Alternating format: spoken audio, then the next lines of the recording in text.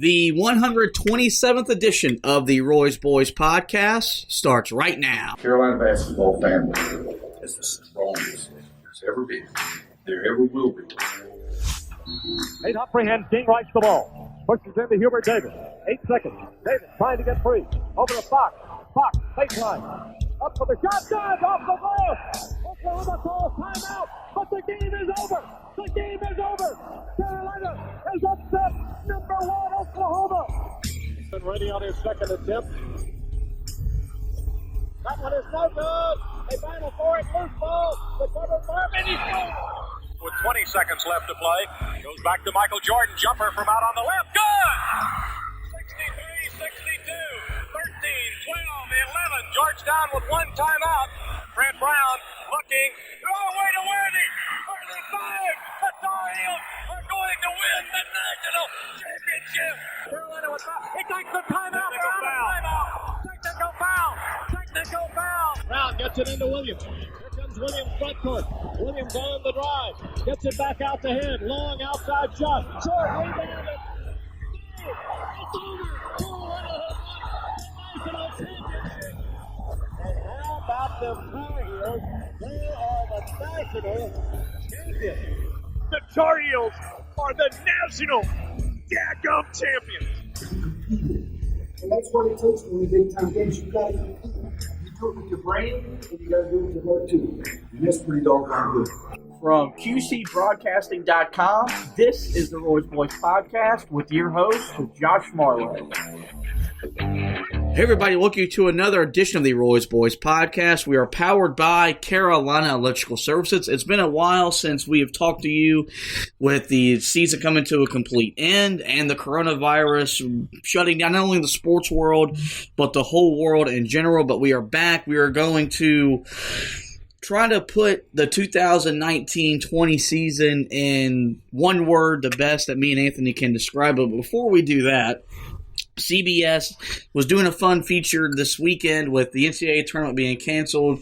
They were replaying classic games from March Madness. And first up was the 1982 final. Of course, you know that's when North Carolina beat Georgetown to earn Dean Smith his first national championship. Some guy named Michael Jordan named a jumper on the left, or hit a jumper on the left wing to give Carolina the lead for the final time in the ball game. And Anthony, I was sitting there and was watching it before the president had a press conference and interrupted the replay of the game.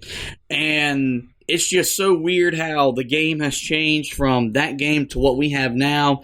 You got to realize no three-point line, no restricted area in the painted area. You didn't have the score or the time up on the screen at all times, something that we take for granted for in today's game. But also you could see some of the same things you see Carolina do in modern basketball. Their secondary and primary breaks were still the primary focus of the offense.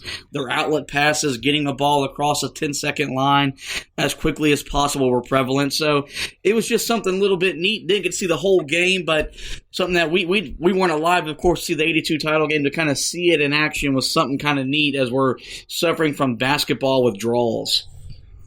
Yeah, no, it was definitely pretty cool to see the older game, and yeah, it was weird not seeing the three-point line there, but it was definitely something that helps us in this time where we don't have basketball. I mean, there were a lot of interesting things.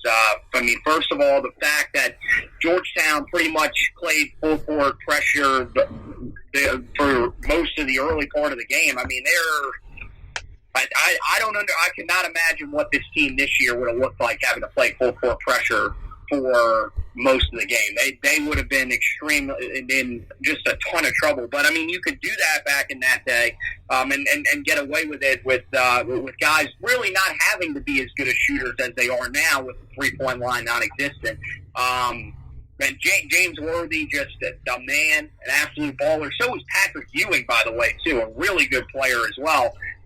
That was playing for Georgetown at that time. And the other thing that I thought was kind of weird was watching the start of the game. If you watch the intros, Michael Jordan basically received, I mean, he received a decent ovation, but James Worthy, much bigger ovation, Sam Perkins, much bigger ovation, and even Jimmy Black, kind of a bigger ovation, because, I mean, at the time, like even when they were going through the pregame, they weren't really talking a whole lot about Michael. So it's kind of weird how, now we look at Michael and say, okay, this is the greatest player to ever play the game of basketball.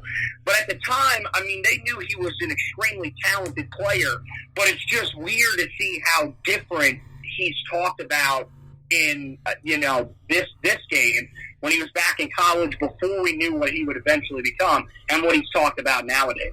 Yeah, I mean, he says all the time that was the shot that he made to give Carolina the lead, changed his name from, at the time, Mike Jordan to Michael Jordan. And, of course, we all know what he went on to do in his last 2 years at Carolina, becoming the National Player of the Year, first-team All-American, and, of course, considered by us and many the greatest to ever play the game after what he did at the NBA level. So, yeah, I mean, it was – I tweeted it during the game that if there's one thing that I wish Roy Williams did that Dean Smith did was the changing of defenses on multiple possessions or just throughout the game.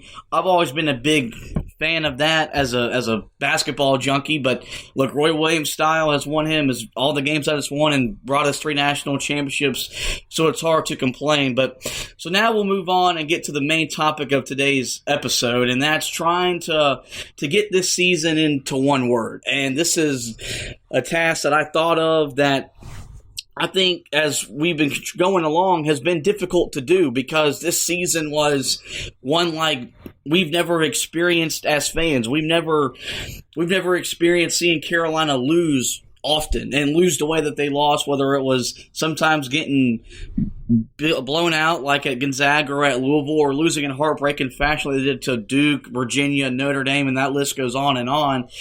And I had the pleasure of talking to Brendan Marks the other day, and I asked him what did he learn about Roy Williams during the season covering Carolina. And I thought his answer was phenomenal. It was that you got to see Roy Williams learn how to handle losing because he's never lost. And he made the comment that he's never failed in his profession.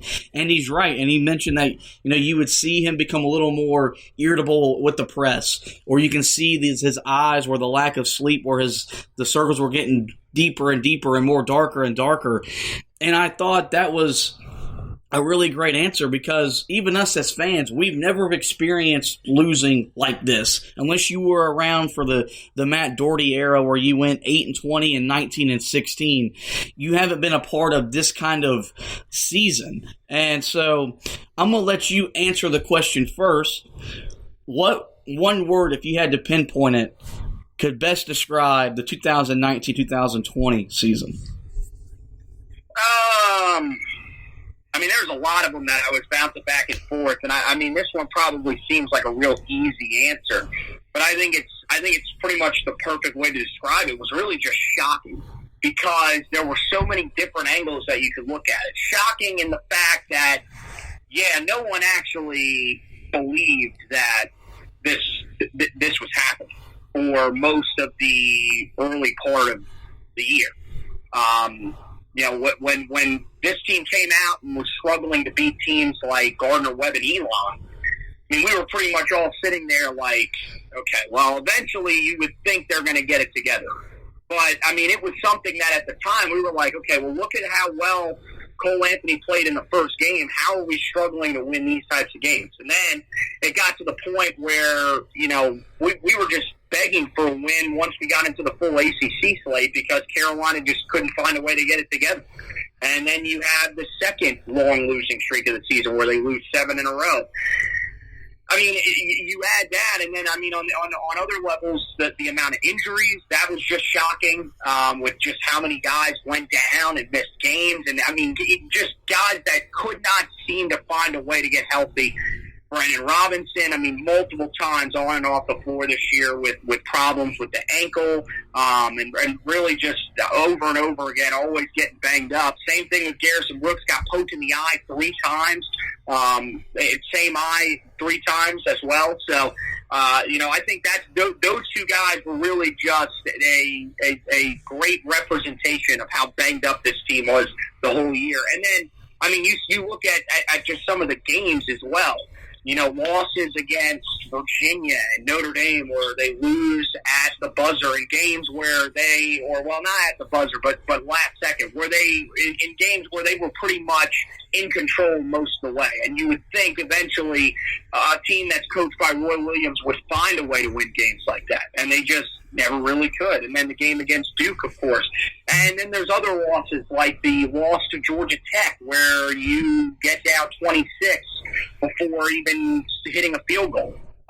You talk about the loss to Clemson, a team that had never beaten you in Chapel Hill. They end up getting the victory. And then, a couple other ones like Wake Forest, an absolute blowout loss. Syracuse in the ACC tournament to close the season. All of those things were just nowhere near what we expected from this Carolina team this year. A team that we sat there in the preseason talking about last year.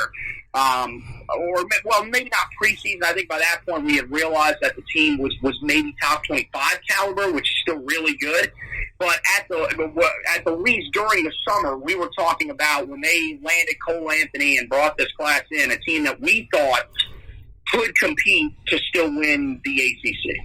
Yeah, I remember sitting back in the summer after you landed Cole Anthony, you got the two transfers and Christian Keeling and Justin Pierce, who were highly coveted players, not just by Carolina, but other teams within the ACC and the Big Ten. You add what you were returning with Garrison Brooks, Brandon Robinson, Leaky Black coming back, Armando Bacot coming in with that freshman class.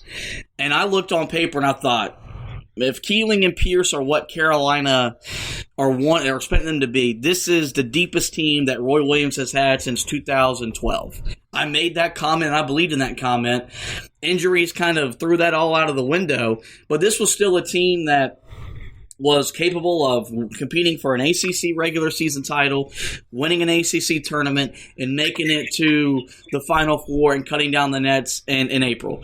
And so with all of that, that's why my one word is basically two words with a hyphen in between. It was eye-opening because it never occurred to me that this could happen. I thought that after you lost the 2016 national title game, but then you go back in 17 and you win it. And then you come back in 18 and you're not as good, but you were still a team that entered the tournament as a 2 seed, and everyone thought you were good enough to make it back to the Final Four. And then you come back in 19 and you win the most ACC regular season games in the history of the program.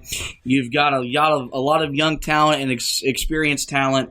And when you got into the tournament as a 1 seed, everyone thought you were making the Final Four. I thought we had gotten back to that mode where Carolina, no matter what, was just going to every year compete at a high level for ACC titles. And if you're competing for ACC titles, it means you're competing for national titles. I thought we were back to that. And we weren't. And it was eye-opening to me as a fan because as hard as losing all those games were in 2010, I wasn't living it like I was living it now. I wasn't writing about it, and I sure as heck wasn't talking about it. And I remember coming on this very podcast after the Elon game, and I freaked out because I saw at that game this team had legitimate issues, whether they were going to be healthy or not. They were not the team that I thought they were going to be early on in the year, and that, of course, played out. And maybe it goes different if Cole Anthony doesn't miss almost 2 months of the season, and if you have Sterling Manley, and if Brandon Robinson doesn't miss some time, and all this other stuff. But that just didn't happen. So it was eye-opening. It was eye-opening seeing Roy Williams handle losing because, as Brendan Marks said, I've never seen him fail. And that's a guy that's our coach. The podcast is named after him. I've defended him on social media for as long as I've had a social media account. And it got frustrating trying to defend a man that was doing everything he could to see his team win, and it just didn't happen. So, and also the eye-opening was that what Carolina went through is normal at 98% of other colleges in the country. Most programs have a season like this. The outliers are normally Carolina, Duke, Kansas, Kentucky, and that's probably it. You can't really use UCLA or Indiana in that same sentence anymore. And I think that's something that we've got to look back at, that NC State, a rival, goes through this. So many other schools have gone through what Carolina's gone through, but it's not even usually 1 year. It's still maybe 2 years or sometimes 3 before they get back to being conference title good and national title good. And so I think that was the